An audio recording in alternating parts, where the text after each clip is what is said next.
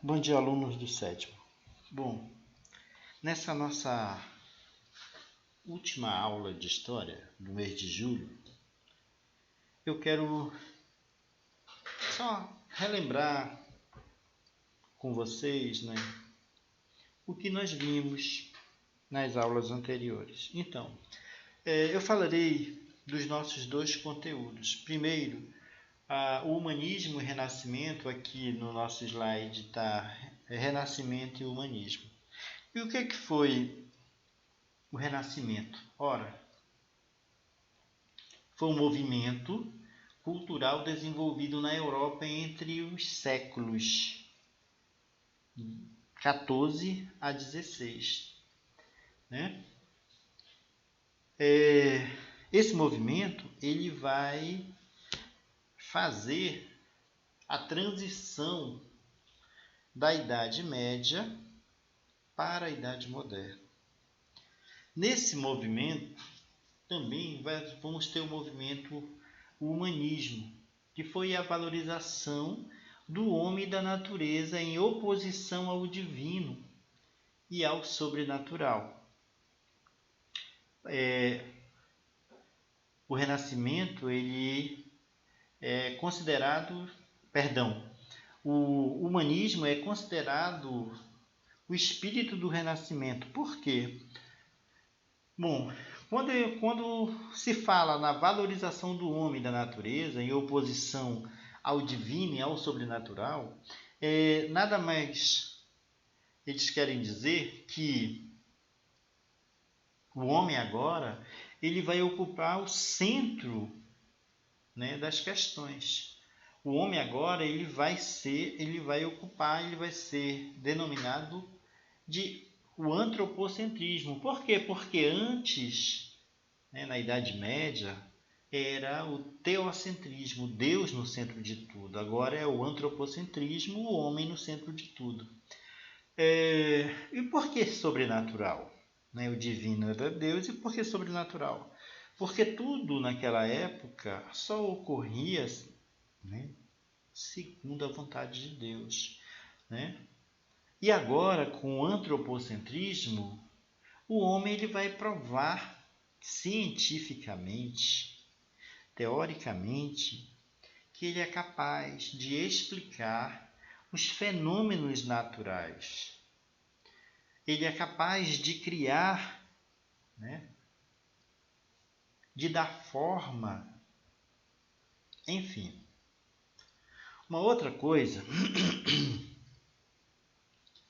o outro movimento, o Renascimento, que ele vai surgir nas cidades litorâneas da Itália. Logo a Itália ela vai receber o título de berço da humanidade, que nesse período vai desenvolver uma classe social que vai ser denominada de os mecenas, ou o movimento do mercenato. Quem serão eles? Ricos, comerciantes, nobres, até o Papa. E essas pessoas vão financiar os artistas para quê? Para que esses artistas, eles, de certa forma, promovam, as suas obras de arte. E o que esses mecenas ganham com isso? Com esse patrocínio? Ora, a sua realização pessoal, de mostrar que ele é uma pessoa poderosa, que ele é uma pessoa influente, certo? Então, o Renascimento, ele vai estar em virtude da descoberta, da valorização das referências culturais da antiguidade clássica, que é o que nós denominamos, o classicismo greco-romano. Filosoficamente, artística, cultural. Então, nesse sentido, vai se criar um movimento que ele vai valorizar, ele vai fazer uma mistura, uma leveza ele vai valorizar a natureza, ele vai valorizar o misticismo. A exemplo disso, nós temos o quadro Nascimento de Vênus, que mostra o nu, a beleza do nu, né, o contorno do corpo, né, a anatomia do corpo. O misticismo, aquela coisa dos anjos, e ao fundo a natureza. Um outro quadro que eu quero que vocês observem, tá, logo de capa, é o quadro da Mona Lisa. Uma camponesa aqui em frente, e ao fundo um campo, né, uma planície, melhor dizendo. O outro conteúdo que eu quero falar com vocês um pouco é as reformas protestantes, ou no nosso material didático, as reformas religiosas. E o que foram essas reformas religiosas? Também foi um movimento iniciado em 1517 por um monge alemão chamado de Martim Lutero, que ele passa a divergir, a não concordar, melhor dizendo para vocês terem uma noção mais clara, né, de práticas que alguns membros da Igreja Católica eles exerciam. Que práticas eram essas, professor? A venda de indulgência, a venda de relíquias sacras, tipo, eu cheguei a comentar com vocês, vendia-se um pedaço da madeira que foi de Cristo, né? Indulgências, o indivíduo vendia o perdão, vendia um pedaço do céu, enfim, uma série de outras coisas que membros da Igreja Católica pregavam, faziam.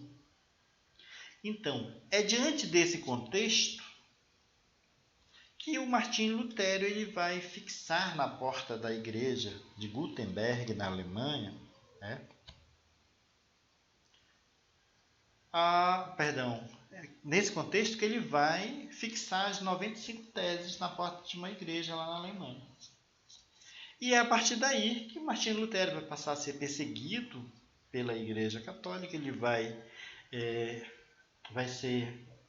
ter um momento de se retratar, pedir de perdão, mas ele rompe com o Papa Leão X e ele vai se isolar, ele vai se trancar por 8 anos em um castelo sob a proteção dos príncipes lá da Alemanha e vai defender, né, a tradução da língua do latim para a língua pátria. Ele vai fazer essa tradução. E ele vai defender também que a Bíblia, que a missa seja, os cultos sejam falados na língua pátria, na língua mãe. E ele vai ter também seus seguidores. O pontapé inicial vai ser dado por Martim Lutero, mas o João Calvino ele vai criar na Suíça o calvinismo. O rei Henrique VIII ele vai criar na Inglaterra o anglicanismo, né, a igreja anglicana. E, em contrapartida, a Igreja Católica ela vai criar, né, a Contra-Reforma. O que é a Contra-Reforma? Uma medida de barrar o avanço dessas novas religiões, ou o avanço das religiões protestantes, segundo a Igreja Católica naquela época. E o que foi? O que foi a Contra-Reforma? Nada mais foi do que medidas a serem tomadas. A criação de novas ordens, o uso da força através do Tribunal do Santo Ofício, que era a Santa Inquisição, a proibição de uma lista de livros que era tido pela Igreja Católica perigosos, porque fazia com que as pessoas que o lessem tivessem uma visão crítica né, dos fatos. E a Igreja Católica ela vai se fechar, né, no Conselho do Trento e vai colocar isso em prática. Vai firmar os dogmas da Igreja Católica, né, os dogmas católicos. Então, crianças, eu espero ter dado uma clareada, né, na mente de vocês. Tem uma atividade que ela é avaliativa lá na plataforma e eu estou aguardando vocês. Desejo a todos um bom almoço, um excelente dia e que Deus proteja a todos nós. Tchau, até a nossa próxima aula.